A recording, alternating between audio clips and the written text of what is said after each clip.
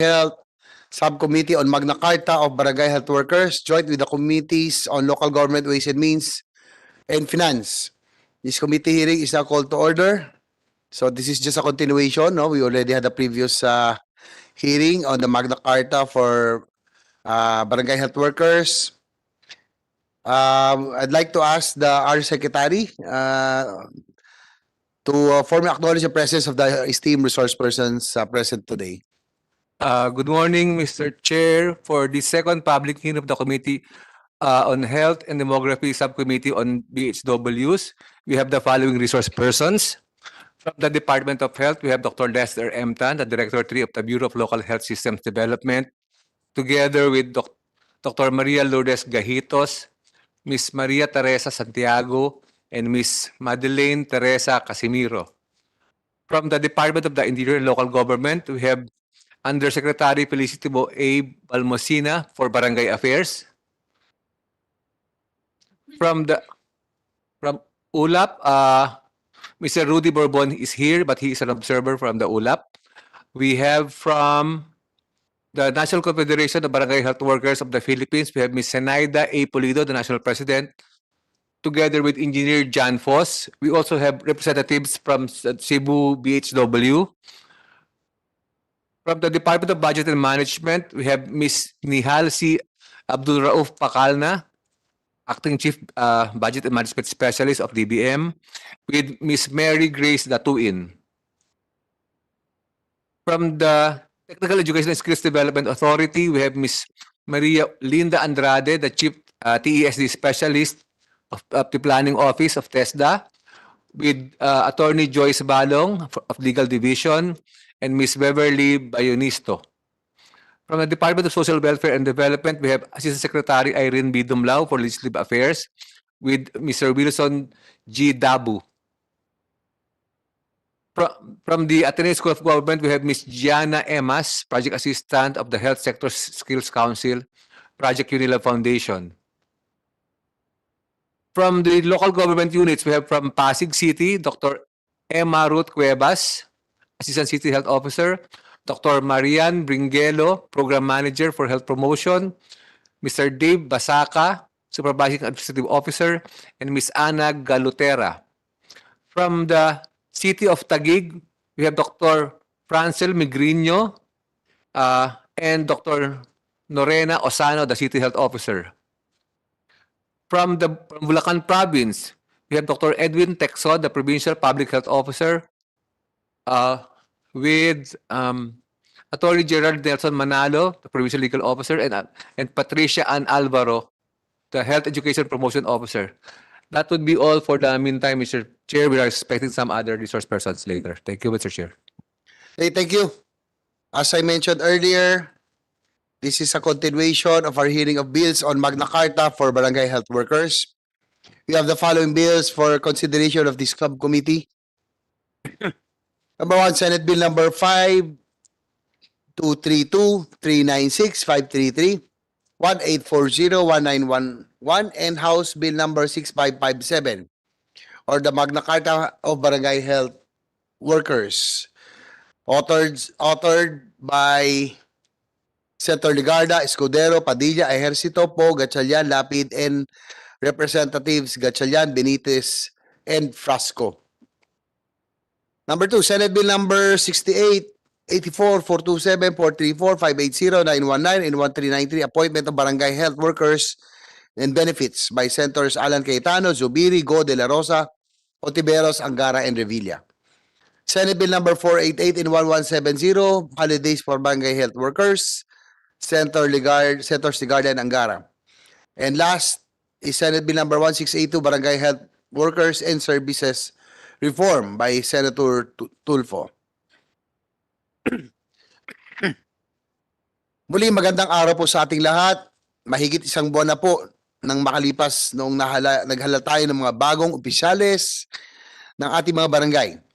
Ang malaking tanong po ngayon sa isip ko, ilan po kaya sa ating mga barangay health workers ang natanggal sa posisyon o kaya naman natatakot na mawala ng trabaho sa pag-upo ng mga bagong barangay officials. Kaya naman po sa araw na ito, layunin natin na matapos na ang pagdinig sa panukalang makapagbibigay ng peace of mind sa ating mga magigiting na foot soldiers. Bukas po ang ating komite sa mga suhestyon at rekomendasyon sa mas makapagpapaganda pa upang maging epektibo ang ating panukala para sa ikabubuti ng ating mga BHWs. Gawin po nating daan ang pagdinig sa araw na ito para mas mabigyan ng proteksyon at benepisyo ang hanay ng ating masisipag na BHWs. Hindi po tayo magsasagawa sa pagkilala o pagpapasalamat sa pagtugon ninyo sa tawag ng tungkulin noong panahon ng kasagsagan ng pandemya. Sa inyong serbisyo sa ating bayang, nararapat lamang na masuklian ang inyong kabayanihan. Nitong mga nakaraang linggo lamang, ilan po sa aming kasamaan dito sa Senado ang dinapuan muli ng COVID-19. Ito po ay sa kabila ng matagal na ring deklarasyon ng Pangulong Bongbong Marcos na ang COVID-19 ay hindi na may tuturing na isang public health emergency. Wala pong makapagsasabi kung mauulit po ang isang pandaigdigang krisis na pangkalusugan na tulad ng COVID-19. Pero ang natitiyak ko po ay hindi magdadalawang isip ang ating mga BHWs na muling magsilbing katawang ng pamalaan sa pagpapatupad ng mga pulisiyang pangkalusugan kung maulit man ang isang pandemya.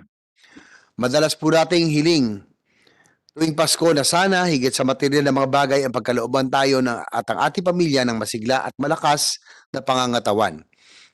Ganito po natin pinahahalagan ang kalusugan ng bawat isa. Sa panig naman po ng Senado, nais po namin kayong bigyan din ng pagpapahalaga. Kayong mga BHWs na dahilan kung bakit ng madalas naming hiling na good health ay malapit sa realidad na maging wish come true. Sa nalalapit na Pasko, hiling po natin na maging maligayang Pasko nating lahat, lalong-lalo na po ang ating mga BHWs. Dalangin ko po na sa pagtatapos ng pagdinig natin ay may uwi kayong magandang balita para sa inyong mga sarili at sa inyong mga pamilya. Maraming salamat po sa pagdalo ninyo ngayong umaga, lalong-lalo sa ating mga resource persons sa umagang ito. So now we go to the hearing proper. First, we'd like to ask LGUs with best practices and programs for BHWs. We are invited today LGUs that are recognized by the DOH as implementers of best practices with respect to their support and incentives for the BHWs. These are Pasig City, Taguig City, Lucena City, and Bulacan Province. We would like to recognize these LGUs so they can impart to this committee the best practices that they have implemented in their respective localities. Andito po ang ilan sa kanila: Pasig City, Taguig City, Bulacan Province, League of Cities. Siguro unahin natin ang mga ito. Siguro just make your answers very concise. Siguro mas importante yung mga position papers nyo ay submit na lang po natin sa committee, yung extensive. Pero yung gist na lang po natin, no? Kasi medyo marami ho tayong resource persons na kinakailangan ho natin marinig sa umagang ito. So, siguro yung pinaka-gist lang po na importante ang ating pong babanggitin sa umagang ito. At pasensya na po kung mamaya ako yung magsususpend dahil meron po commission on appointments sa kabilang kwarto at ako rin po ay magsisibing majority leader. So, we will have to suspend for a while kasi po medyo Pasko, medyo nagkulang na din ang miyembro. Medyo siguro kasi biglaan din po ang hearing ng CA. So, yun po. But we might have to suspend for a while. Okay, so now the chair would like to acknowledge siguro sa Pasig City, tapos Taguig, Bulacan Province, and League of Cities. So, una po, sa Pasig, Dr. Emma Ruth Cuevas, Assistant City Health Officer. Siguro ano na lang po ang inyong mga best practices po sa Pasig. No? How many BHWs ang nasa Pasig po? Ma'am, Dr. Emma Ruth Cuevas. Hello, good morning po, Senator. Sa Pasig City po, we have actually 398 BHWs. Nabawasan na 4 kasi po hindi po dahil nagreklamo, hindi po na sila po ay nag-retire na because na-reach already the age of 65. So sa Pasig City po kasi at least ang good practice po namin, 2017 from BHW they were renamed as PHA. So from from the dati po ang nagpapasweldo sa kanila ay barangay, nung naging Pasig Health Aid po sila po ay under na ng city. So ang city po ang nagbibigay ng allowance sa kanila from the sa city treasurer po kinukuha yung yung funds nila. So ang nangyayari po dito, kung ang kung meron hong barangay na kulang po ang Pasig Health Aid, yung ibang malapit po na barangay, pwede po silang malipat. So ang prerogative na po kung saan ma-assign ang health aids or yung dating BHW ay nasa prerogative na po ng City Health Department because they are under the City Health Office na po at hindi na po under ng barangays. 2019, sir, from the allowance of 3,000, sila po ay through the initiative of the local chief executive, our Mayor Vico Soto, sila po ay naiangat sa pagiging job order. So sila po ay administrative aid 1 na sila ngayon kasi po nakita po ng city government ang kanilang malaking contribution sa improvement ng health services sa grassroots level. So from 3,000 na 2 to 3 times a week lang sila nag-duty, ginawa na po silang job order, administrative aid 1 ang item po, at everyday na po sila nag-duty ngayon. So they are under, parati po silang binibigyan ng trainings under the local health department, ng city health department, plus yun po ang monitoring po, nasa amin na din, hindi na po sa barangay level. So yun po yung gist lang po ng aking, actually 5 to 10 minutes talk lang sana yun, pero since ayun po yung pinaka-gist lang po ng aming good practice po in terms of sa BHW para sa Pasig City. Thank you po. No, that's a very good no. At least ang Pasig pala. So lahat po sila ay absorbed na kumbaga Apo. ng city government. Are they considered permanent employees or job order? Job order pa ngayon, sir, pero we are the City Health Office is making moves so sila po ay makontractualize na. Ang naging problema lang po namin is yung ratio kasi ng 55-45 ma-exceed na namin. Pero tinitingnan po ng city on yung ways kung paano namin sila maipapasok as contractual in the next siguro next few years of planning period. So wala na po ang allowance sila sa barangay? Wala na po. Lahat po ng Uupo, allowance talaga Pasig sa City city. na po ang Opo. sumasagot. So, ang nasagot po na issue doon is yung hindi na po sila nagagamit sa barangay level. Doon sa kung ano po yung agenda nung nasa baba. Ang ano ho nila, ang gusto din na mangyari kasi, sir, na maging hindi sila kumakampi kung kanino. Ang health po, dapat po wala pong kinakampihan, walang kinikilingan. So, pag sinabing BHW po, dapat ang idea po namin, dapat kahit sino lumapit sa'yo, kesyo yan ay kapartido mo hindi, dapat pinagsiservisyohan. So, by Sino way, po ma'am, sorry to cut you short, nag-a-assign city na rin kung saan po rin sila? po, So wala na ang barangay? most logical po is kung saan sila nakatira. Pero kung halimbawa may barangay na kulang po ang PHA, pwede Cover. po silang mag-cover doon sa katabing barangay. Oh, thank you po. But before we continue, the chair would like to acknowledge the presence of a Congresswoman Natasha Ko of BHW Party List. Ma'am, thank you very much for joining us this morning. Anyway, that's a very good maganda, swerte po ng Pasig. Pero hindi naman po lahat kasi ay may ganong capability. Probably the cities, probably hanggang first class municipality, baka pwede po. But the others do not have that luxury. But anyway, we still commend Pasig for absorbing our BHWs in your area. Magkano po ang allowance po ng inyong PHA? So ano po yun? Salary grade 1 po, sir. Salary grade 1, that is how much? 590 per day. 590 per day. Meron din po sila, sir, na gratuity pay na binibigay. Plus, kung sila po ay nag-reach ng 65, binibilang po yung number of years in service nila and they are given Magkano po monthly yun? 6 days a week ba? 5 days a 5 week? days a week po. 5 days a week. So, Na 30,000. 3,000 times 12? Apo. Tama po. Abay, mahina ako sa math, kaya nga hindi ako 12,980, sir. Tama, tama pala. 12,000, napakaswerte naman. Sana kung ganito lahat. Ang, or even close sana. That's what we want for our BHWs in other areas.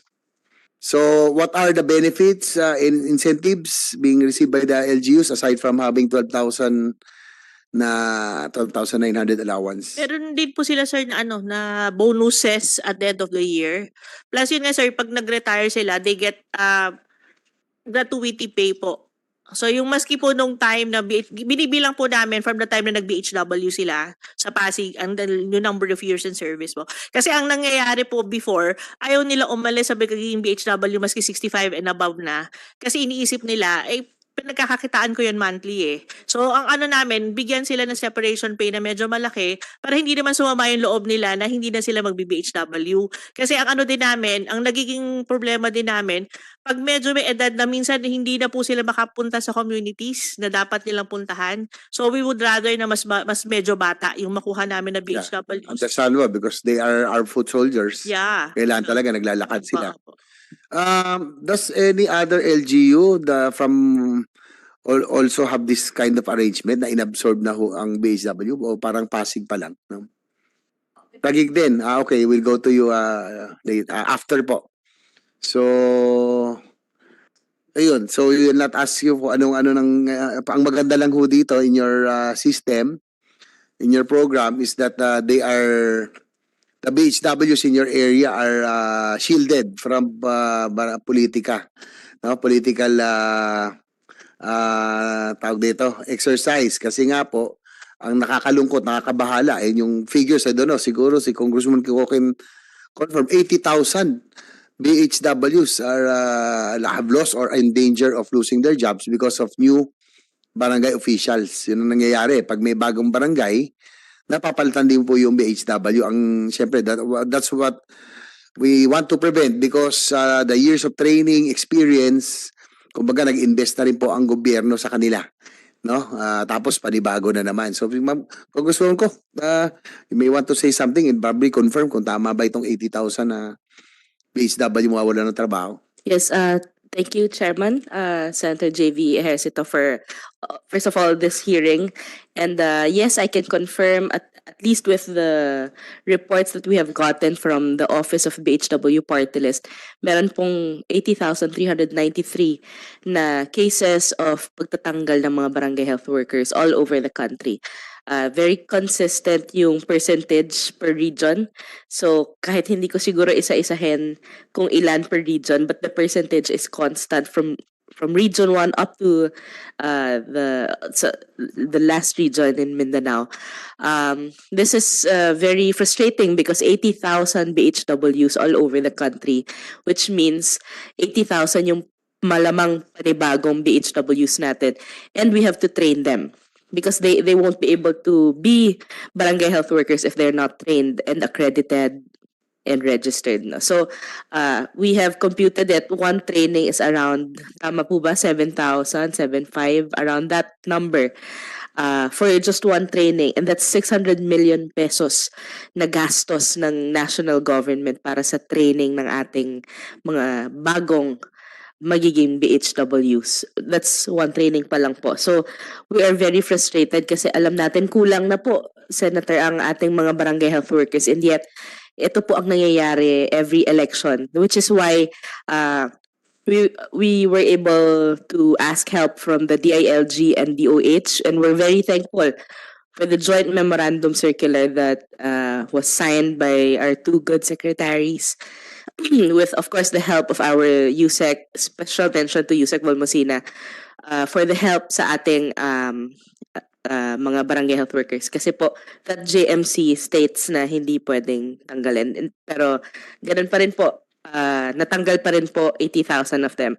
Although, a few weeks before this hearing, siguro a week before this hearing, when we started reporting the cases, medyo bawas naman, na-reinstate naman. So we're very thankful for that. But then marami pa rin po. Siguro almost 80,000 pa rin naman yung mga hindi na-reinstate, Senator. Thank you, Congresswoman ko, for those figures and information. So this is the sad reality. That's why one of the aims of the passage of this measure is to provide security of tenure. Ay, yung health nila. And it's really sad, nakakalungkot na dahil lamang sa politika napalitan yung kapitan, pinalitan itong mga BHW na nung pandemya, sila nga yung ating foot soldiers, sila yung ating mga heroes of the pandemic, di ba? We consider them as heroes because they are in the front line. Ito yung talagang frontliners. Di ba? Tapos dahil sa politika napalitan ang barangay official, palit din ng OF ang ating BHW. Nakakalungkot naman. All the years of training, na experience, na arawan, na ulanan, inabol ng aso, kinagat ng aso, di ba? Tapos dahil lang sa politika matatanggal. So hopefully we can resolve this kung sana maipasa natin Magna Carta. Nakakalungkot dito, Congresswoman ko and the others that, we consider them as our heroes during the pandemic. Sila po ang talagang isa sa mga talagang workforce, foot soldiers, frontliners natin. Yan na tunay na frontliners. Tapos 80,000 of them are now without jobs, no? So nakakalungkot, no? So hopefully we are hoping that we can really pass the Magna Carta for BHW so that this will not happen again. Okay? Nakakalungkot talaga ang politika, no? Minsan gets in the way of good programs and good people. Okay, next, Taguig City. Understand, para rin pa pala kayo. Si Dr. Norena Usano probably can share with the committee your best practices, just like what Pasig did. Good morning, Honorable Chair, and other members here around at Taguig City who are a BHW. Our BHW are selected and assessed by our City Barangay Affair Office as per barangay. They provide voluntary and compassionate services in diverse community and health centers within their respective barangays. All our BHW are trained in the primary health care following the guidelines under the Department of Health primary health care manuals. As to the programs of our BHW, the significant move towards recognizing and valuing the crucial contribution of our health workers, our local government has enacted the groundbreaking ordinance aimed at elevating the allowances provided for these dedicated individuals. The progressive measure not only acknowledges the vital role of our health workers play in the community well-being, but also demonstrate a commitment to their welfare and professional development. For 0 to 3 years of service, they receive the 3,000 allowance. For 3 to 6 years of service, they receive the 4,000 allowance. More than 6 years of service, 5,000 allowance. As to the BHW over the years, on 2020, during the pandemic, our beloved BHW in Taguig faced their most challenges, duties, and responsibilities. As of the result, our 800 BHW become JO employees. 2020, due to ongoing pandemic, the 155 BHW seniors were transferred to urban gardening under the supervision of our nutrition office. The primary health care training resumed for the new BHWs in Taguig. There are around a total of 155 individuals who successfully completed the training and were deployed to their respective health centers with an initial allowance. 2023, 83 BHW successfully completed the TESDA BHS NC2. Effective 2024, the 106 JO BHW were in transition casual status, and other JO received the salary increase. So, as a summary, the number of BHW for Taguig as of December 2023, we have 803. Under allowance, we have 129. Job order, 588. And our casual is 86. This is all, sir, for Taguig. Thank you, Dr. Osanyo. So, ganun din po ang parang arrangement. They were, your BHWs were absorbed by the city. And they are now under job orders. Yung allowance po. Magkano po allowance? Is it the same? 0 to 3 years. 0 to 3 years, sir, they get the 3,000 allowance. for the new BHW. 3 to 6 years, 4,000. And more than 6 years, 5,000 up. Monthly. Yes po. Monthly po. But also, it's the city already, yung city health office na po ang nagde-deploy sa Yes kanila. They are under the city Sa health under office. health office. So, ang barangay, wala na. They don't have Wala po. HWs anymore. Wala po. So, meron din mga benefits, privileges, may benefits. Yes, they are allowed to attend the annual convention, paid by the city as well. Then annually, they are also given the uniforms, the kits, medical kits for all BHWs. Thank you, Dr. Osanyo. At this point, the chair would like to acknowledge the presence of Senator Robin Hood Padilla. Maraming salamat, Senator Robin, for joining us this morning. Meron din siyang bill, no, tungkol sa BHW. Kanina po, dinidig natin ang nakakalungkot, no, itong bagong eleksyon katatapos, 80,000 BHWs ang nawalan ng trabaho, no, napalitan dahil sa eleksyon. So, ito hopefully we can address this. So, at least in Taguig, just like Pasig, dahil po sila ang BHWs natin is not anymore under the barangays, wala hong napalitan sa kanila. They are now shielded from local politics. Tama po. Kaya lang, baka pag nabago mayor, palitan din sila. Sana naman hindi. So far, Hopefully, they will have a security of tenure. Yeah. No, that, kasi po nangyayari sa barangay, pag bagong kapitan, usually pinapalitan nila dahil feeling nila yung mga BHW are nakampi nung nakaraan. No? So yun ang 80,000. Kawawa naman. So we will, sabi ni Congresswoman ko, we will spend about 600 million just for the initial training. Isang training pa lang yun. Maraming trainings yan eh. So, napakalaking nasasayang natin. We are spending so much for training only for BHWs to be replaced every time there's an election. So, gagastos tayo ng additional more than 1 billion siguro. Kung lahat ng trainings isasama mo na, every time meron pong election, ganyan po ang ating gagastusin just to train our BHW. So, before we continue, I'd like to ask Senator Robin Hood Padilla, baka meron kayong statement. Magandang umaga po sa ating idolo na tunay na anak ng masa din. Na talagang idolo po natin sa pagmumotor ito at pagbibisikleta at talagang kanya pong pinangangatawan ng pag-aalaga sa kanyang tiyan. Wala akong tiyan niya, no? Isang magandang umaga po. Ako po'y makikinig lang sapagkat ako po'y naliligayahan sapagkat dinidinig yung ating panukala para po sa ating barangay health workers na talaga naman pong sila yung ating mga bayani, talagang tunay na alam niyo po sa kasaysayan natin, wala pang mga Espanyol dito, wala pang mga kolonyal dito. Barangay talaga ang nag-angat dito sa ating bansa.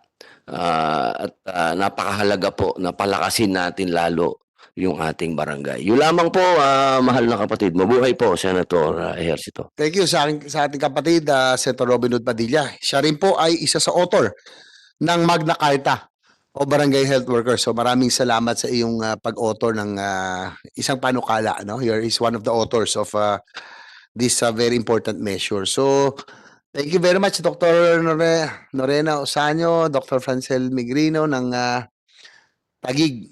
No, maraming salamat and thank you for sharing with us the best practices of Pasig and Taguig. Kaya lang hindi naman lahat kaya yon, but still hopefully other cities that can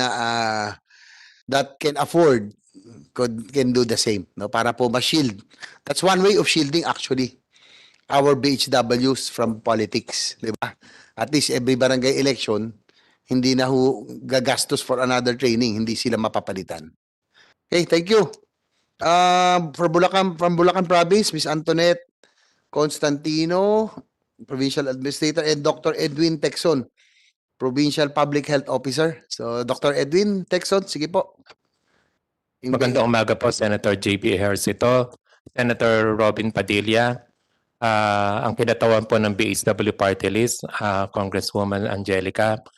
Sa ngalan po na amin po nung lalawigan, ang amin pong pagbati ng kapayapaan at mabuting kalooban para sa lahat. Malugod ko pong ipinapakilala rin ang aming kasama po, ang pinuno po ng tanggapan ng Provincial Legal Office, si Attorney Gerard Manalo po. Kasama ko po siya.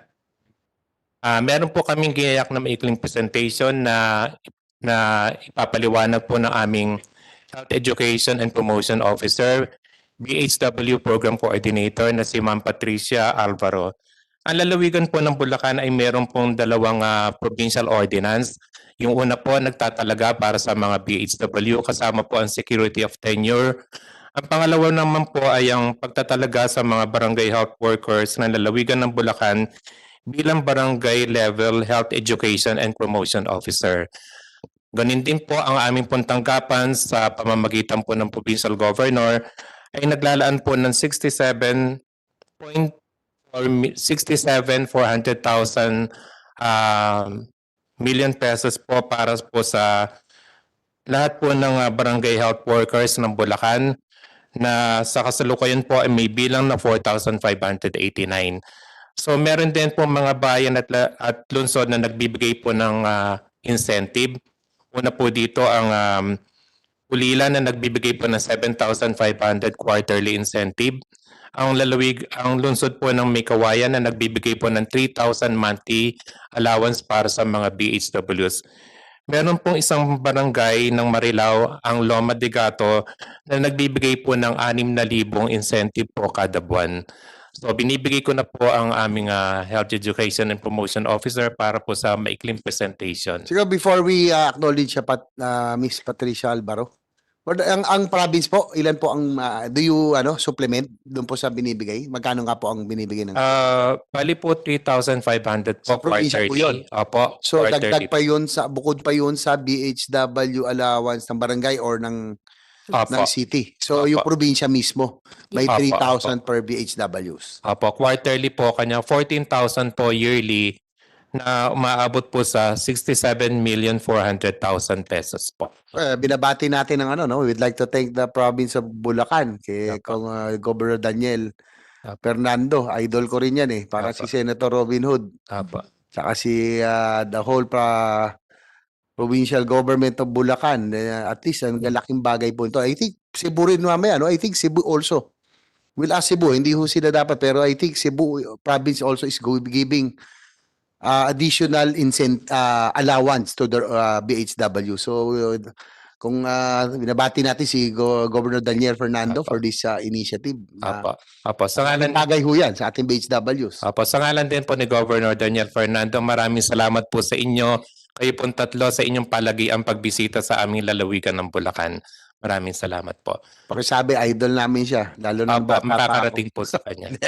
Maraming salamat po.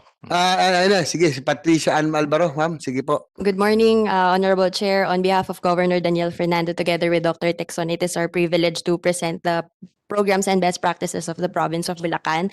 So before anything else, the province of Bulacan po has 24 LGUs, 4 component cities, and 20 municipalities. We have 6 congressional districts and one of the largest population po in Region 3. We have 3.8 million population, and we are one of the emerging provinces because we're expecting Bulacan Airport and massive railway system in the next few years.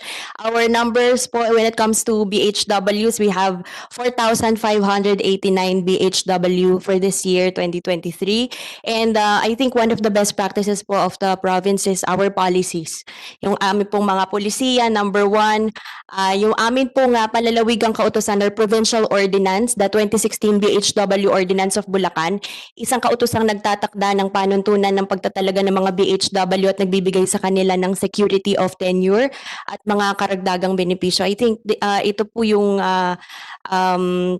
ang author po nito si Attorney Enrique Buco de la Cruz, isa pong napakagaling na abogado dahil dito po sa polisiya po na ito, nagbibigay po ng security of tenure at karagdagang benepisyo sa ating mga BHW. Wala pong kapangyarihan ang mga halal na opisyal na magtalaga po at magtanggal ng sinumang BHW.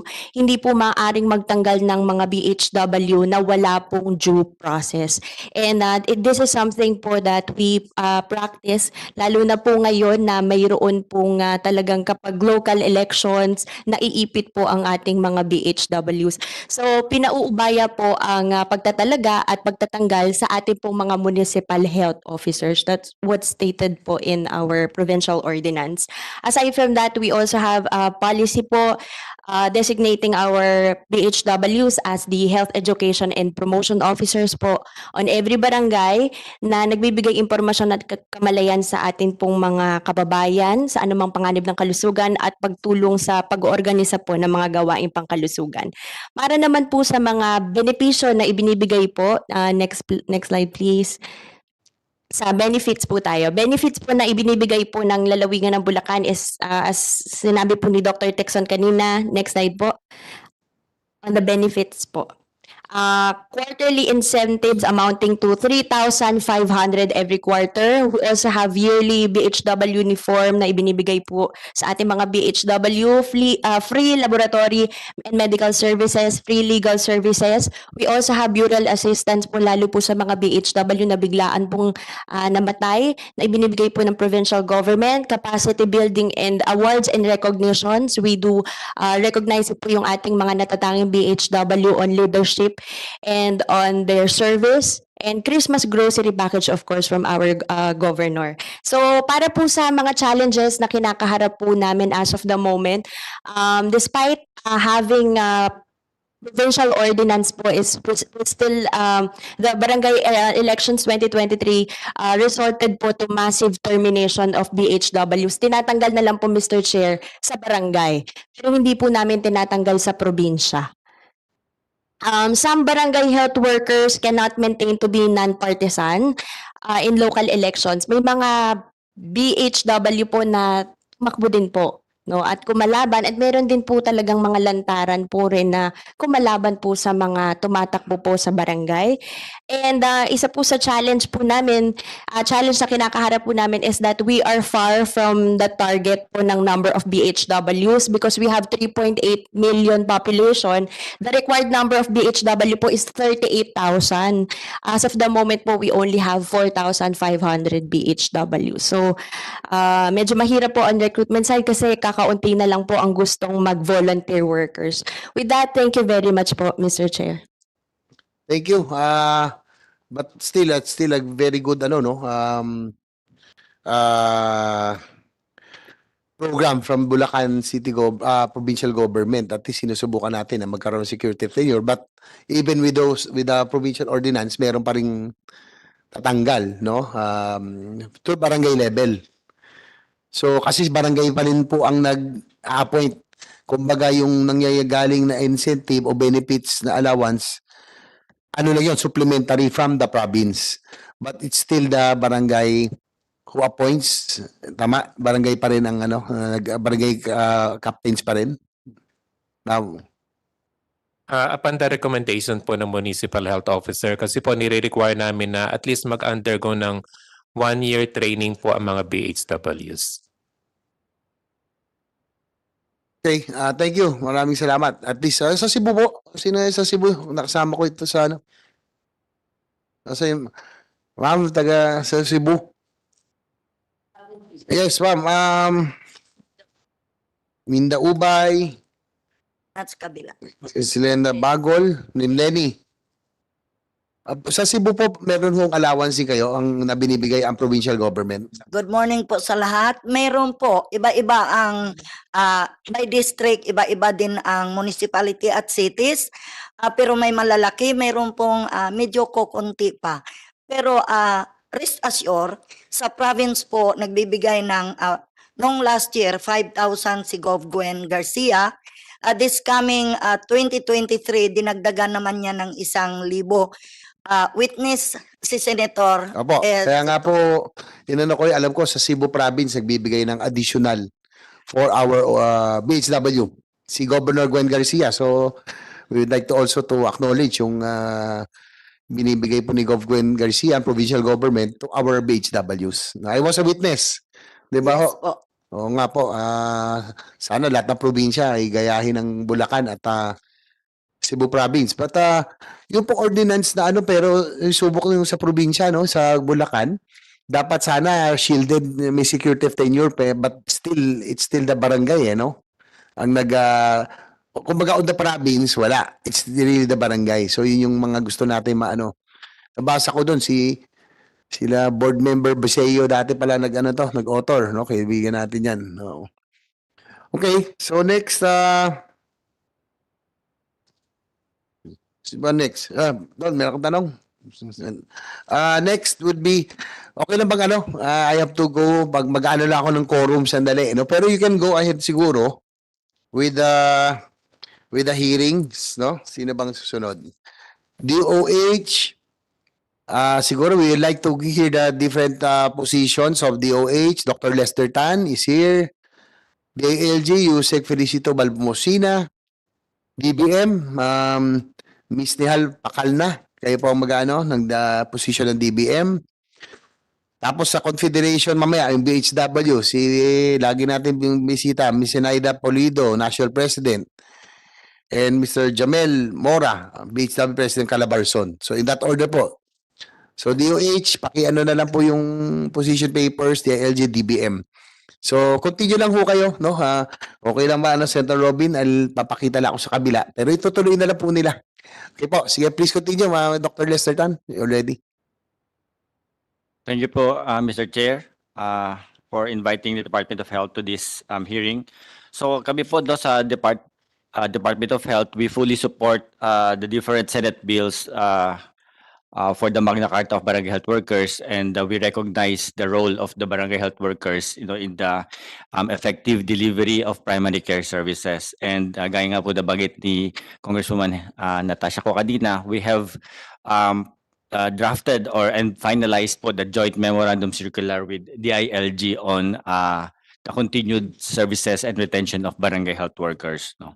So we interposed no objections po on the proposed bills on Magna Carta of Barangay Health Workers, and we fully support po all of the different incentives, assistance that are being included in the proposed bills, and of course with some very minor clarifications which are included po in our position paper, which we will just be submitting to the committee secretariat. And I believe during the last hearing po in last August, I think Yusek Enrique Tayeg already presented in detail the position of the Department of Health on these proposed bills on barangay health workers. So yun lamang po. Maraming salamat.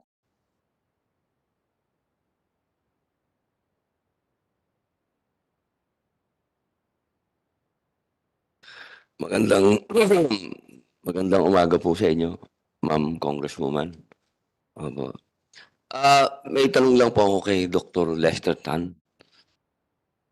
Nabasa niyo po lahat yung panukala ng ilang senador. Marami po kami doon. Opo. Bali, malinaw naman po sa atin na yung sakripisyong ginagawa ng ating mga barangay health workers. Kasi kanina nga ho sabi ni Senator JB, sila yung mga foot soldiers natin. Bagamat marami po tayong naririnig na magagandang binibigay na benepisyo ng kaibigan natin sa Bulacan at sa Cebu at sa ibang lugar pa kay Vico Soto. Narinig ko din kanina yung sa Pasig. Napakagandang balita po nun para sa ating mga barangay health workers. Pero sa inyo po bang palagay, kailangan po ba talaga na magkaroon na sila ng yung totoong sweldo? Kami po ay hindi naman tumututol sa pagbibigay ng mga sweldo or pag-regular sa mga barangay health workers. Yun nga lamang po is ang magiging problema po natin is yung kakulangan ng pondo. So pangarap po natin sana lahat ng mga probinsya at mga syudad ay kayang maibigay lahat ng mga ginagawa ng ating mga cities ng Taguig, Pasig, Bulacan at Cebu. Subalit ang katotohanan po is hindi lahat ng ating mga local government units ay kayang maibigay itong mga benepisyo na ito, no? So kung kami po ang tatanungin, mas maganda po kung lahat ng barangay health workers ay makakatanggap ng mga ganitong benepisyo at mga sweldo. Pero depende na po yan sa kaukulang mundo po ng ating mga local na gobyerno. Naniniwala po kayo, Doc, na kailangan po, ano? Maraming salamat po. Opo, dito po sa listahan ni Senator JB, ang susunod daw ay DILG. Pero sana bago yun, galing tayo dun sa sweldo eh. Pwede bang tumalon muna ako sa DBM?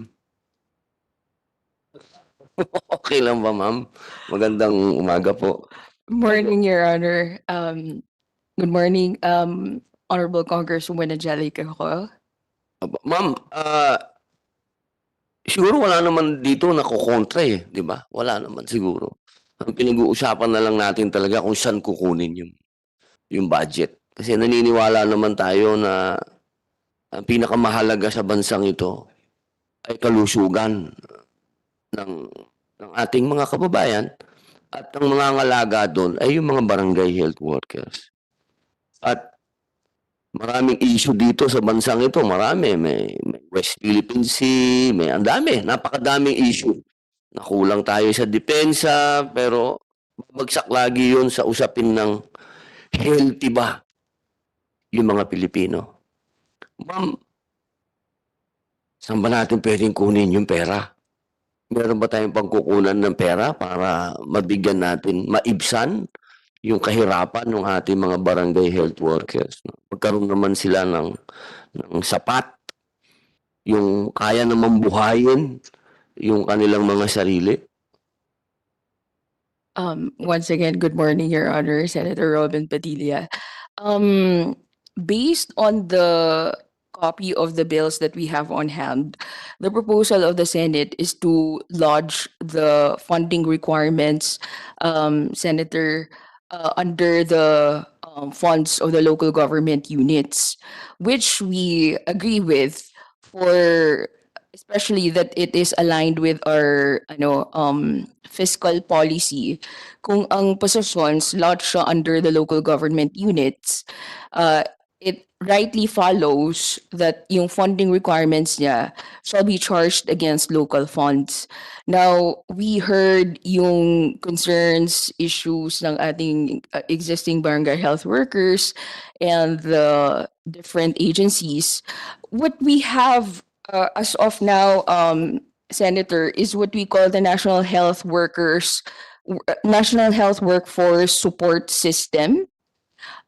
However, it is presently provided to doctors, nurses, midwives, dentists, pharmacists, public health associates deployed to 4th, 5th, and 6th class municipalities or local government units.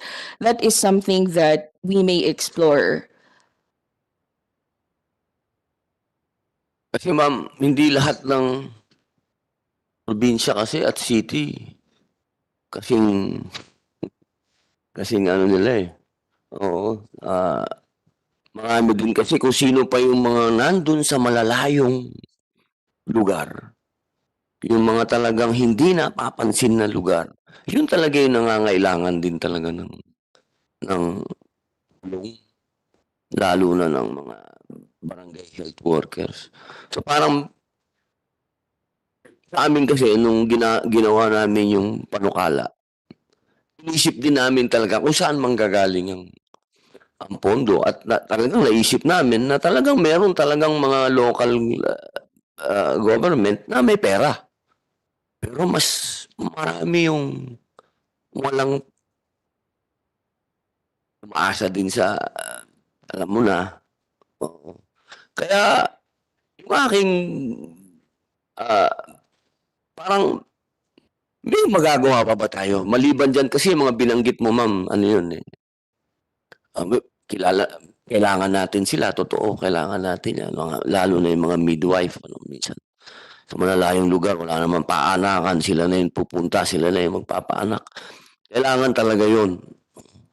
Pero may yung kategorya ng barangay health workers eh. Sila talaga yung nauna eh. Bago dumating yung mga tinatawag nating may kaalaman na profesional na talaga, meron munang nauuna talaga, yung talagang first responder, sila yun eh.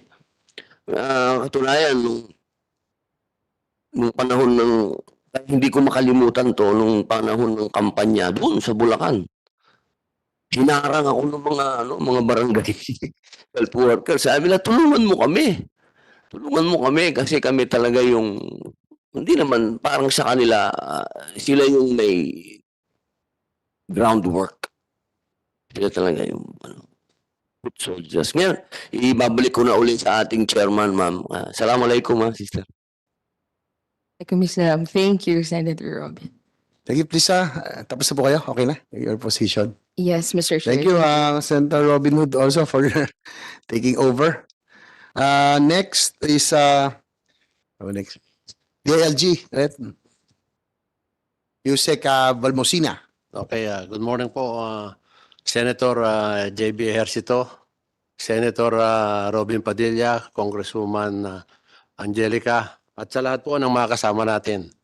Sa ngalan po ni Secretary Ben Harabalos, kami po ay sumusuporta dito po sa Magna Carta sapagkat alam naman namin dito sa DILG na talagang ang mga BHW ang ating first responder, frontliner, pero underpaid, overwork, at biktima pa ng politika. Kaya nga po kami ay natutuwa sapagkat sana kung ma-approve na po itong batas na ito, ay napakalaking tulong dun sa mga kababayan natin na talagang dumaan na nga sila sa training, pero dahil po sa politika, yun po ang realidad. Kaya kahapon po, ang instruction po ni Secretary sa amin at pati sa mga regional director dun sa awarding ng lupo na ang guest speaker nga po si Senator JB kahapon, sir, sa Manila Hotel.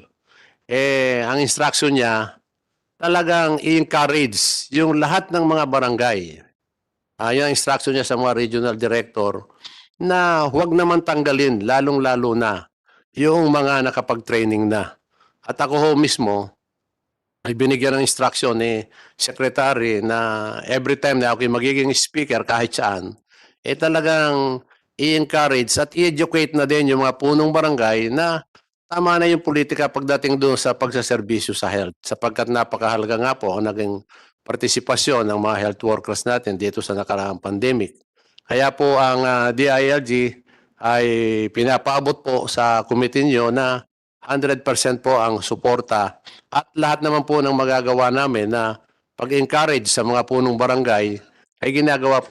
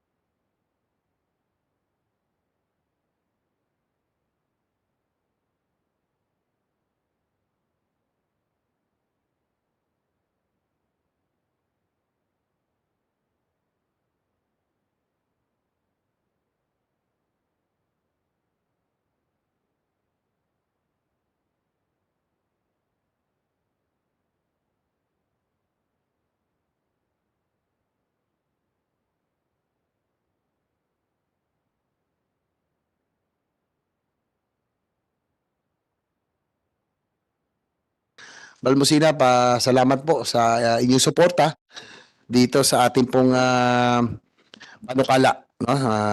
Now we go to siguro sa BHW Confederation. Ang National President, Miss Zenaida Pulido, matagal ko na nakikilala ito. No? Bata pa ako, siya na po ang National President. Maraming salamat sa pakikipaglaban para sa BHW. Ma'am, sige po, Miss Zenaida Pulido, ito po yung from Ilocos Sur. Di ba? Sige Thank po, ma'am. you, sir. Our distinguished chairman of the committee, Senator J.B. Ejercito, Senator Robin Padilla, my beautiful congresswoman, Nika Ko, and all members of the committee, fellow health workers, guests for this consultative meeting, fellow BHW president from the different regions, healthy morning to all. We would like to express our deepest gratitude for our President Ferdinand Bongbong Marcos for giving a priority lane since calendar year 1995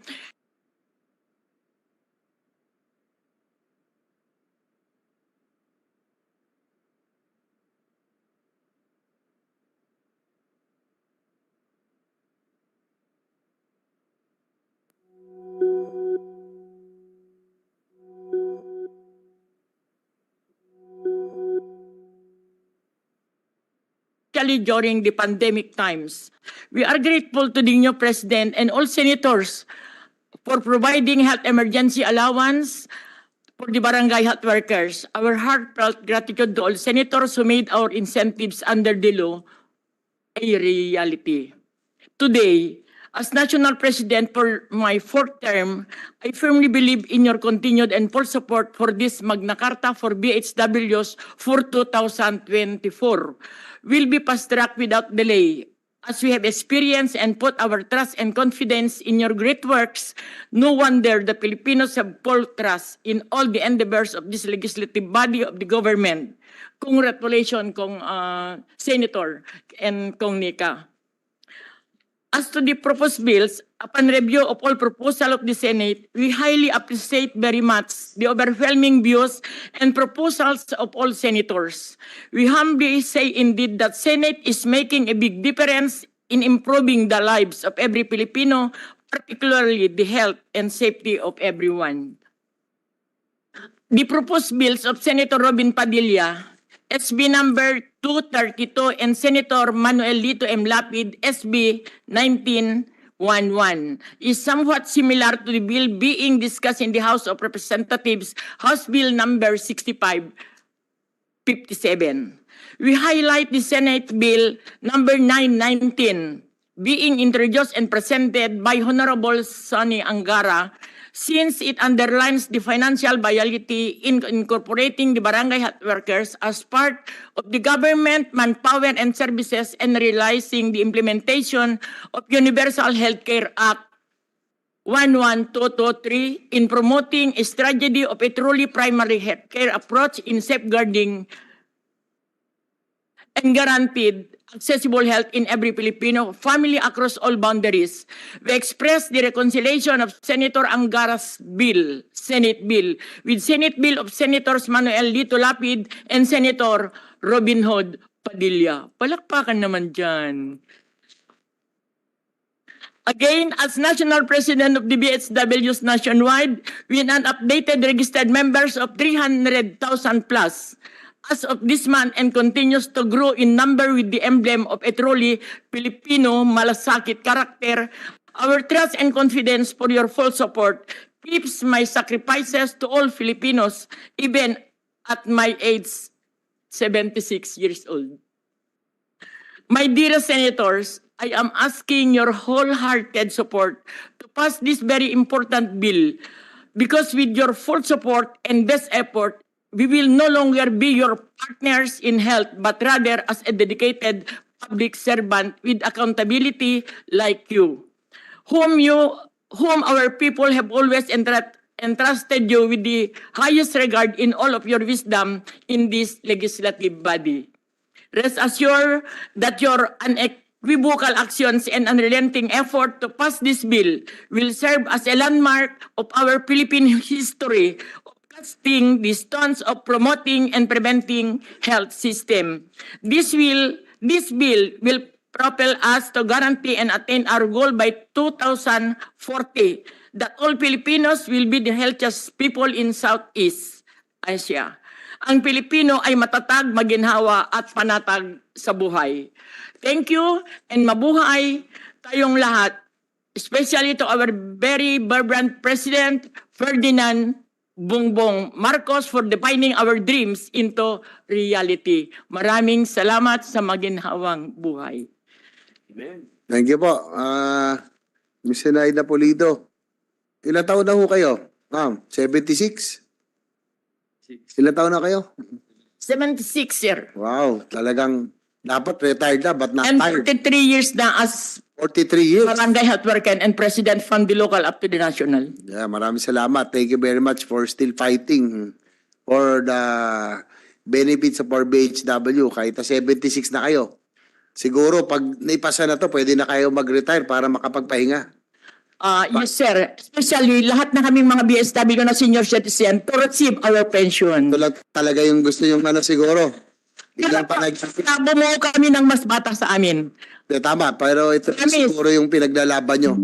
Pag naipasa to, pwede na yung enjoyin yung inyong mga apo. Diba? Salamat po sa inyong serbisyo. Imagine, 76. Dapat retired na kayo but still not tired. Diba? Fighting for our BHW. Salamat po. Okay, sir. Thank you. Sana madali matapos yung pagpensyon namin na mga 60 years and above. We help. We volunteer ourselves to help our health program. Hindi kami hihinto sa pagtrabaho mi as BSW. Nandyan pa rin kami. At saka ako, Senator Robin, kahit saan ako makita ang BHW gathering, Mapa Ilocos, napunta kami si Burisan ni Congresswoman ko at sa iba pang lugar, nandun lagi si Miss Eni Pulido. Oo. Di na imagine, 76 na. Diba? Yes, sir, 76. Palagay ko, magre-retire na ito pag naipasa ito. Kumbaga, yan yung inyong iiwanang legacy sa lahat ng BHW. Salamat po. Thank you, sir. Next is Jamel Mora. Ating siguro, BP din po. Last time, kayo na rin po ang ating resource person, no? Sige po. Magandang umaga po sa lahat, especially po sa ating committee chairperson, Senator JB and Senator Robin. Komunika ko sa iba pa pong mga kasamahan ko dito, sa aking mga kapwa Pangulo ng Rehiyon ng BHW. So magandang umaga po. Una po, nais ko lamang nabanggitin yung mga good practices at mga tulong po ng mga hanay ng BHW sa pagtataguyod at pagtupad sa larangan ng serbisyong pangkalusugan na ibinababa po ng pamahalaang nasyonal at lokal. Simula po 1980s, nandyan na po ang mga BHW.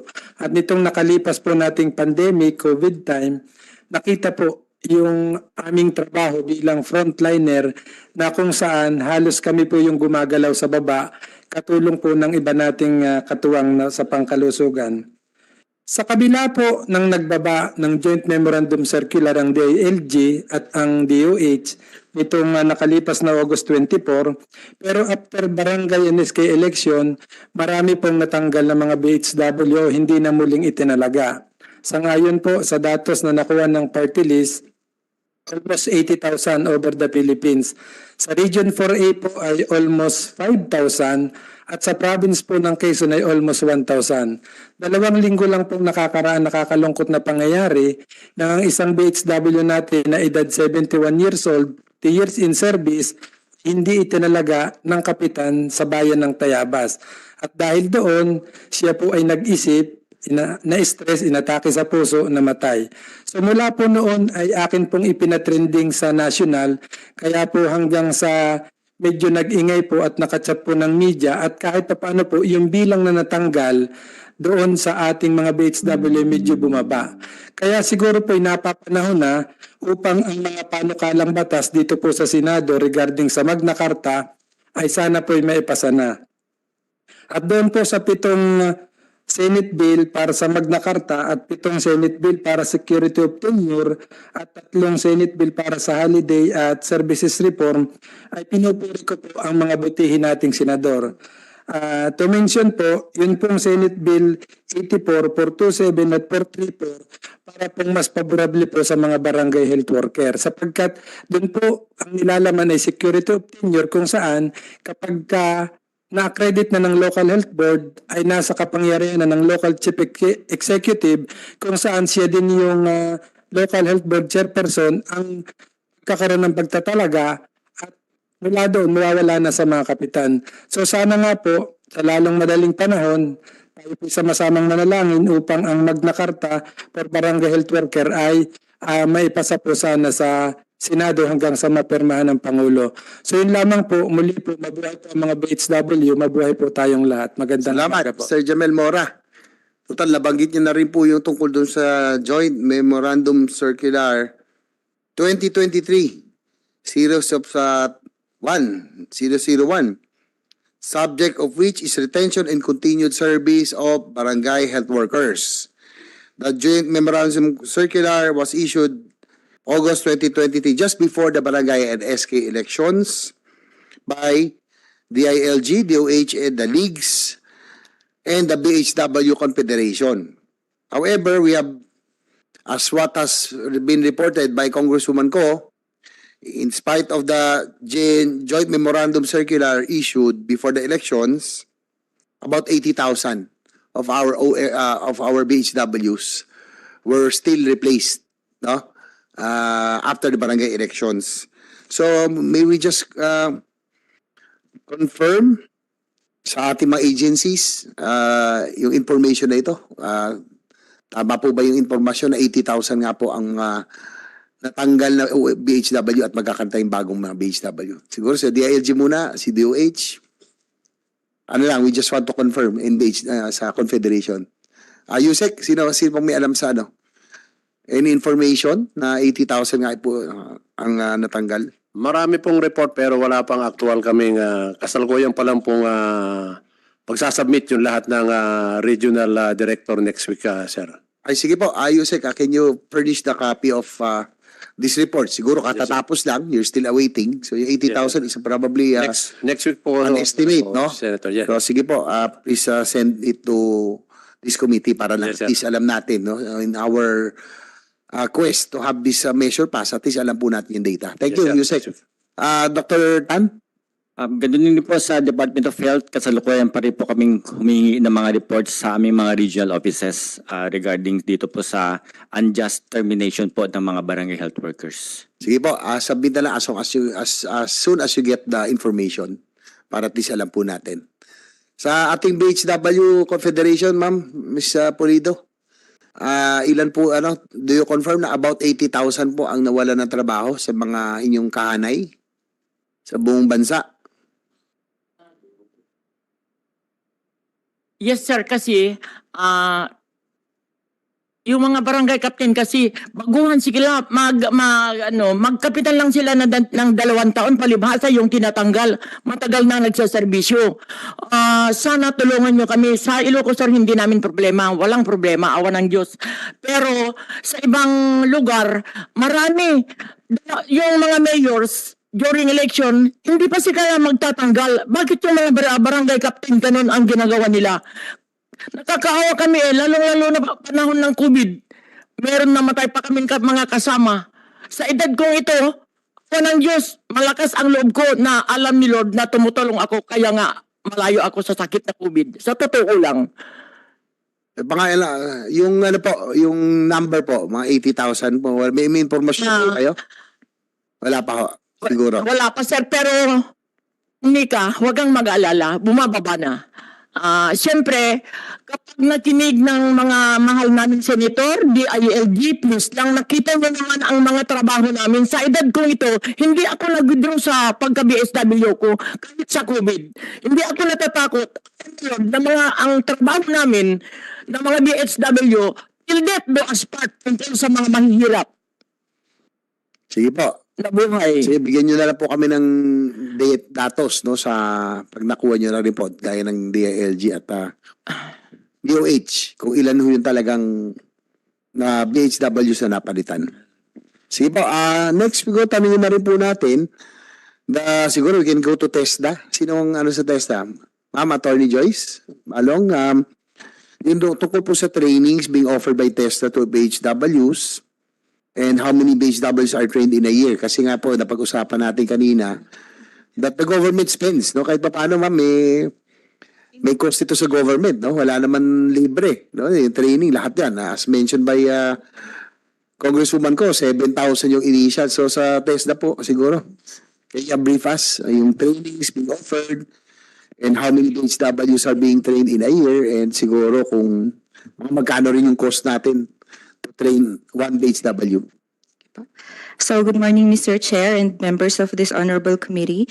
As regards the training offered by TESDA to our barangay health workers, we have Barangay Health Services NC2, and nagsambit na rin po kami ng data about the number of BHWs or certified for the past 3 years, particularly 2021, 2022 to 2023.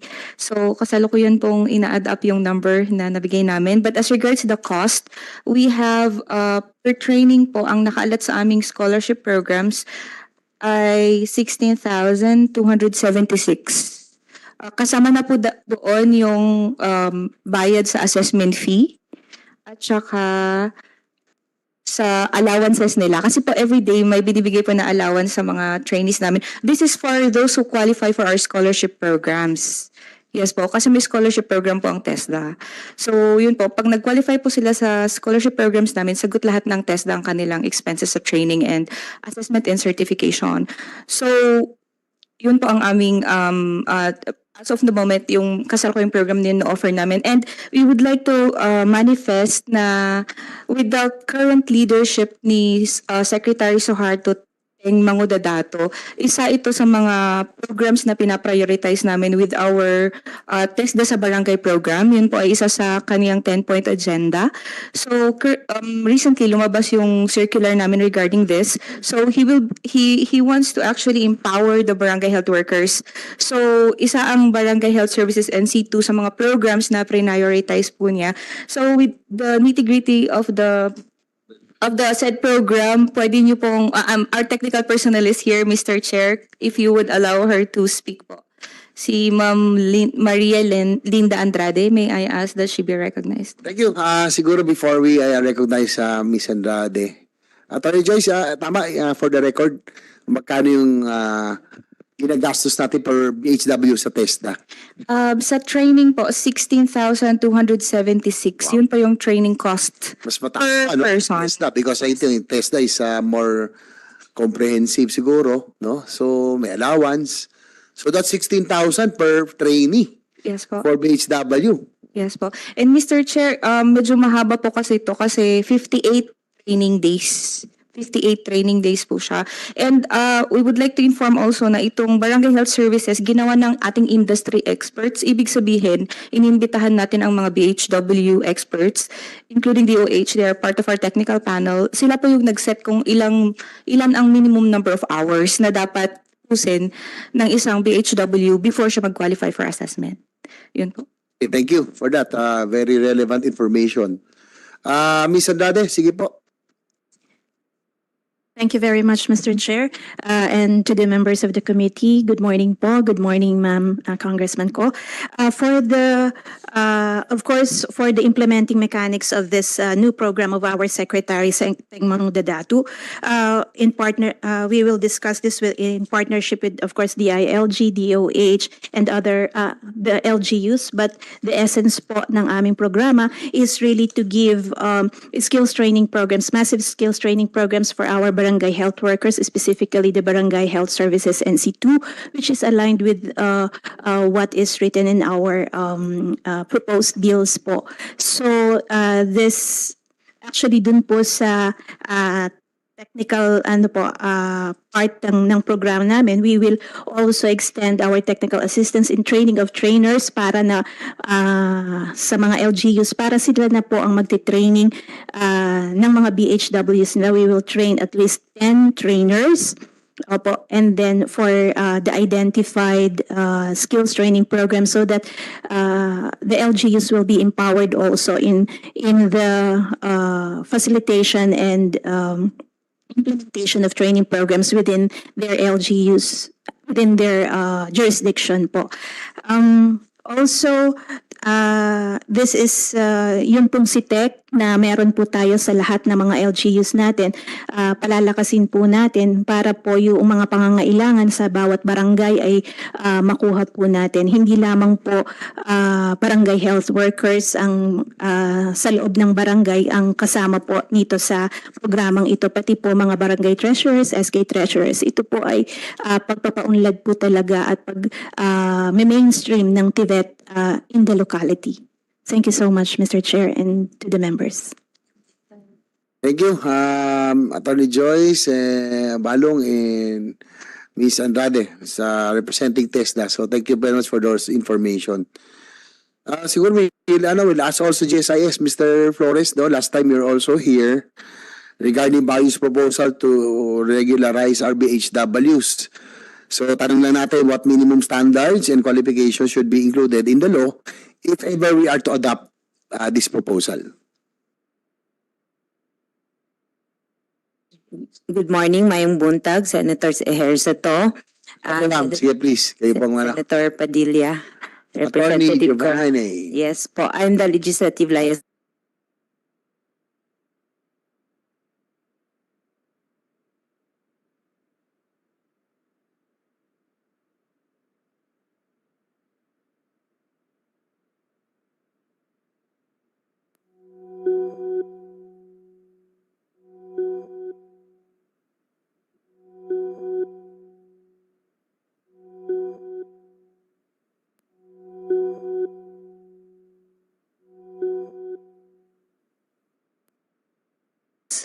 GSIS suggests that BHWs be given a fixed salary instead of per dime to remove any legal obstacles to their membership.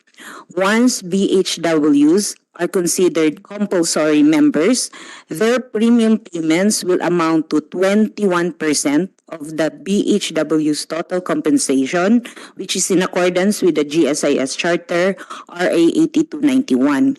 9% of which shall be paid by the employee, while the employer shoulders the remaining 12%. Under the GSIS scheme, for the entitlement to pension, a minimum service requirement of 15 minimum pensionable age of 60 years, which is optional retirement, 65 years compulsory, are the basic requirements for RBHWs to fall under the GSIS Charter. It is also recommended that the proposal to extend compulsory membership to BHWs should be coupled with thorough examination of budgetary requirements involved and how the benefits will be funded to ensure sustainability. Further, a provision should be included stating the government agency to be held responsible for the collection and remittance of premium payments for BHWs should they be part of the GSIS social insurance program.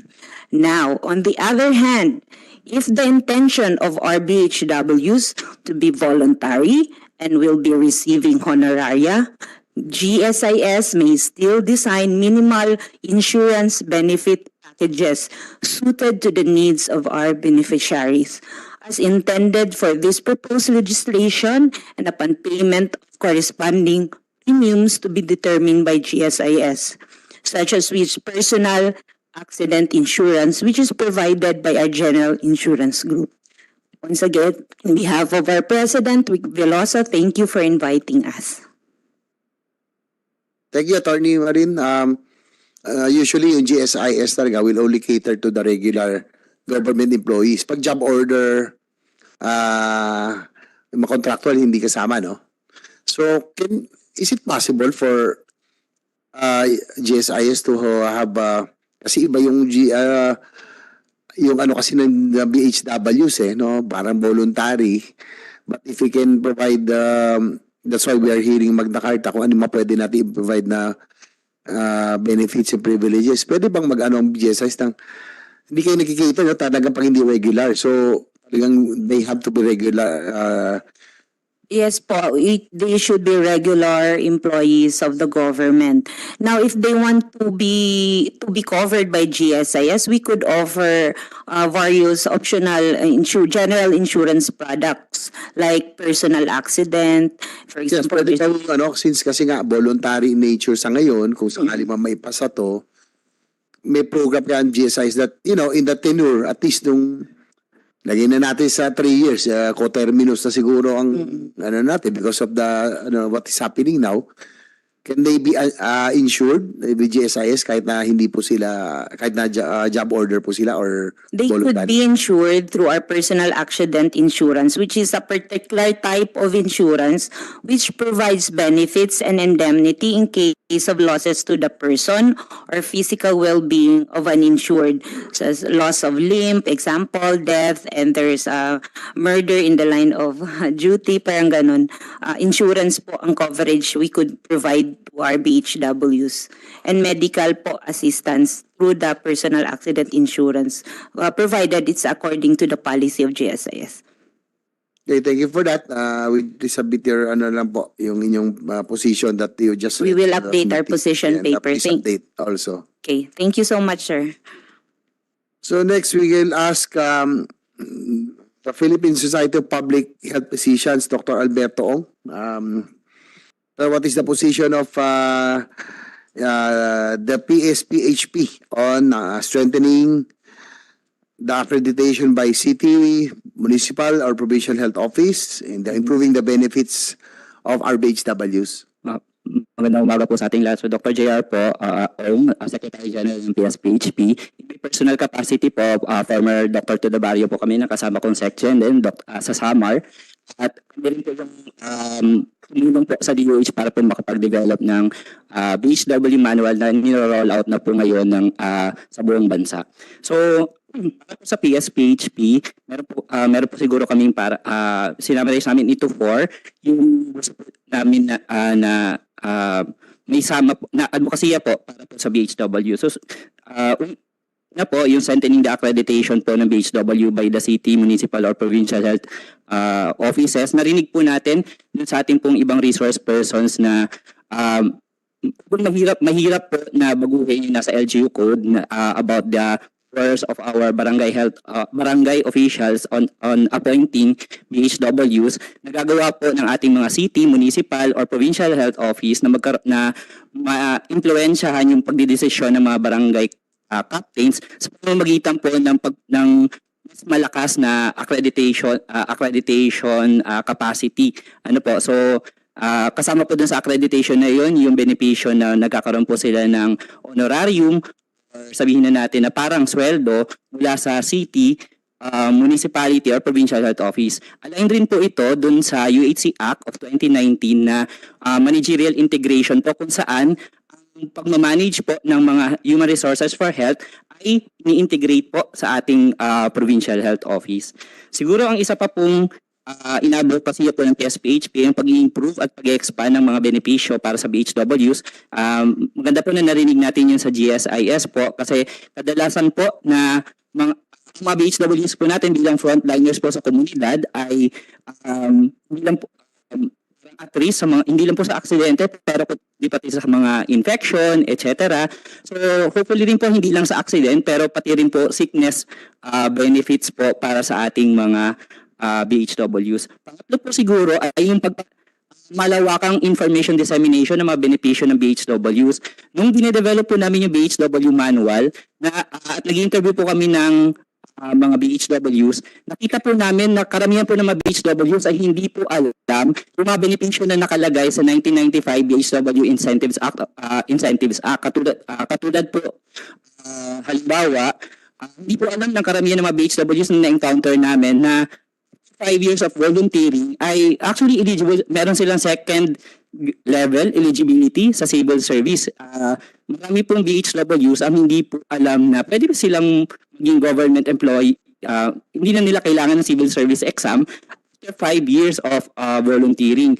Nakalagay rin po sa law, 1995 law natin na meron po mga eligible ang mga BHW sa loan, sa subsistence allowance, hazard allowance, pero tinatanong po natin yung ating mga municipal health officers mga BHWs kung alam ba nila o paano po i-access itong mga benepisyo na to, hindi rin po alam ng ating mga LGU. So hopefully po ay balikan natin ulit yung mga benepisyo na inilagay natin sa 1995 law at tingnan po natin paano ba natin ito mas ma-inform yung mga tao kung paano nila ma-access yung mga benepisyo na to. And huli po siguro, professional development of BHWs.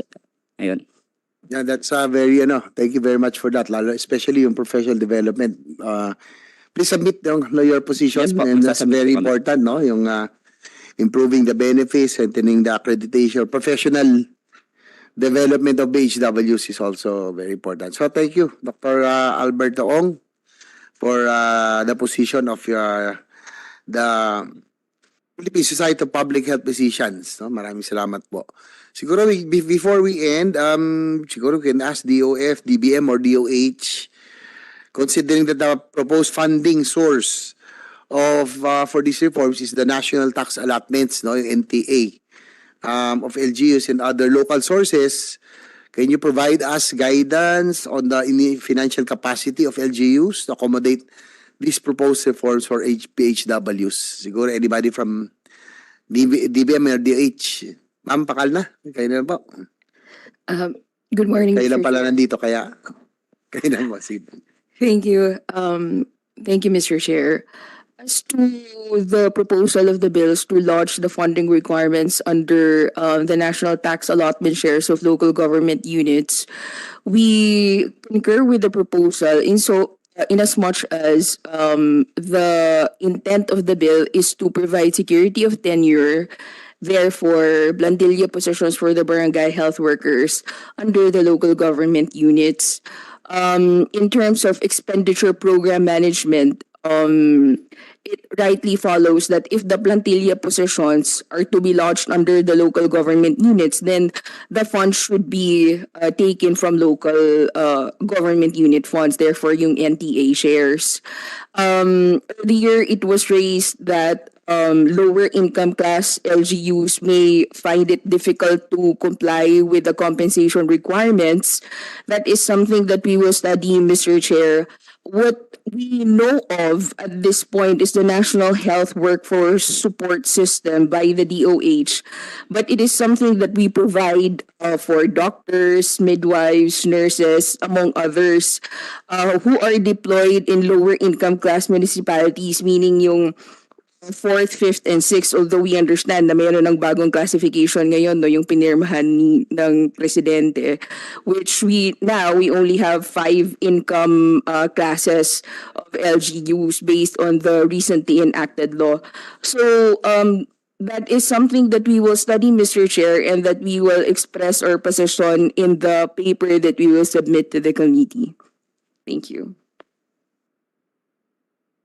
Thank you, ma'am. The committee will await your proposal kung ano po yung na pwede natin that we can use on how we will be able to provide these benefits for our BHWs.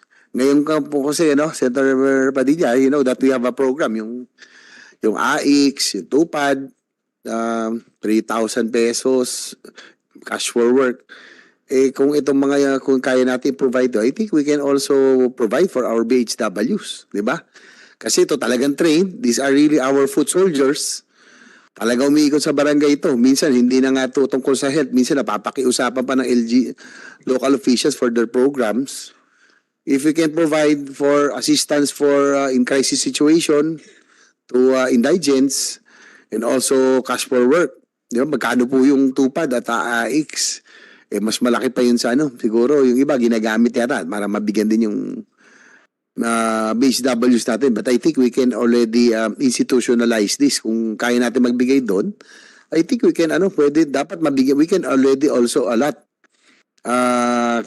for our BHWs. So yan mga dapat natin pag-aralan. No? So aside from NTA and of LGUs, probably what other potential sources of funds, no? Yun siguro yung mga dapat natin tingnan. Probably DBM can submit proposals on possible sources of funds. Probably yun nga. Siguro part of the DSW, AIX, yung TUPAD, probably yung kung kaya natin magbigay sa mga ano, dapat ma'am, we can also allot for our BHWs. Yes, Your Honor, we will study those. Thank you. Okay, so probably we've covered already a lot this morning, no? We'd like to thank all the resource persons present today. So we will already refer this to our technical working group. Hopefully, we can really pass this landmark legislation para naman para sa ating mga BHWs, talagang mabigyan na po sila ng security and tenure and the benefits and privileges that they so deserve. Diba? Maraming salamat kay Senator Robin sa iyong pagpasarin po ng isang panukala, no, tungkol po rito. Talagang siguro, alam mo yan, nagkaroon kayo ng experience, no, sa mga BHW na sila po ang nag-a-assist sa inyo sa pag-ikot natin. No? Marami po sa mga BHW na siguro si Congresswoman ko, you'd like to any statement before we adjourn, and then probably Senator Padilla, and then we can adjourn. Yes, I would like to thank, of course, the Chairman, Senator J.V. Ejercito, Senator Robin Padilla, for just your presence here. Says a lot kung gaano ka-importante ang ating mga barangay health workers in our in the programs that we want to execute, health programs that we want to execute in the country. Ang mga barangay health workers po natin, hindi sila dapat basta-basta lang, alam mo yun, parang there's so much injustices na nangyayari sa ating mga BHWs, and one of which na nga is that of the security of tenure issue. Itong Magna Carta will change the lives of our BHWs and the system that happens in the locality. So, isa pong malaking tulong ang pagpasa ng isang Magna Carta for the barangay health workers, for our barangay health workers. And para din po ito sa komunidad, no? Hindi lang ito para sa mga BHW, pero para ito sa bawat Pilipino na nangangailangan ng health assistance dito sa ating bansa. So, maraming salamat po, Senator JV, sa ating mga senador, Senator Robin Padilla, and all the authors of the Magna Carta for the barangay health workers here in the Senate. Maraming salamat po. Likewise, I would like to thank Congresswoman Ko for really fighting for our BHWs, at least itong party list na talagang pinaglalaban yung kanyang sektor, di ba? Totoong party list, no? Parang may alam na lumalaban. Di pa ako tapos, kayo naman. Laki ko Senator Padilla. Sa ating kasamaan, Senator Robin Hood Padilla, again, thank you very much for passing this measure for our dear BHWs. Maraming salamat po sa ating mahal na Senador, Senator J.V. Ejercito. Tunay pong pinaglalaban nyo rin ang masa. At alam naman po natin yung ating mga barangay health workers, yan talaga yung masa. At sa inyo po, Congresswoman Ko, sa inyo pong ipinaglalaban. At sa lahat po ng ating mga bisita ngayon, sa atin pong kay Ma'am Sinaida dito. Talagang mapupulido po natin ito. Po. At po, sa lahat po ng ahensya ng gobyerno na sumusuporta dito, sa ating po mga health workers, sa ating po mga doktor sa Taguig, Pasig, Bulacan, Cebu. Maraming salamat po sa GSIS, sa lahat po sa inyo, DSWD, DILG. Maraming salamat po. Alam niyo po, sabi nga nila, maiksi lang naman po to, sabi nila, yun daw malupog na taong bayan, ibig sabihin, malakas na bayan yun. Kaya ito po yung lagi nating tandaan, yung mga barangay health workers natin, palakasin natin sila para yung ating mga kababayan ay lumakas din. At tandaan po natin, ang Pilipinas, mas marami pong lugar na malalayong lugar. At yung mga malalayong lugar na yon, yun po yung mga dapat nating alagaan. Maraming salamat po, Senator JB, ma'am. Thank you, Senator Robin Hood Padilla. Maraming salamat sa pagsuporta mo muli sa ating BHW. Congresswoman Ko, thank you. To all our resource persons present today, thank you very much for actively participating in our discussions for today. No, very, very fruitful po. Mabilis lang ho tayo. Hindi ho tayo umabot ng alas 12. Pero nandiyan na po ang inyong lunch. At least mabilis pero short but sweet nga, ika nga. Hopefully we will be able to pass this. This will be a landmark legislation. Again, ako po ay nag-mayor din po noon. Nag-mayor po ako and I know for the fact that our BHWs really are the most overworked and hindi ko sabi underpaid, undercompensated. So, kasi minsan magkano lang yung allowance sila. Pero nauulan na, naarawan, nakabul na aso. Diba? Kakawa ang BHWs natin. Especially during pandemic, lalo na pandemic, nakita natin yung value nila. Tapos masisibak pa pagka nagka-eleksyon, diba? Yun yung nakakalungkot. And hopefully we can address all of these matters once we are able to pass the Magna Carta for the barangay health workers. Nalaman ko yun, I was named mayor for 9 years. I know the sacrifices. I know how hard it is to become a foot soldier like a BHW. And minsan nakikiusap pa kami dyan kahit na hindi, sa totoo lang, kahit na hindi health program, minsan nakikiusap kami to disseminate information at ginagawa rin niya ng ibang local officials. So, again, maraming salamat. Since there are no more matters to discuss, the chair hereby adjourns this hearing. Maraming salamat po.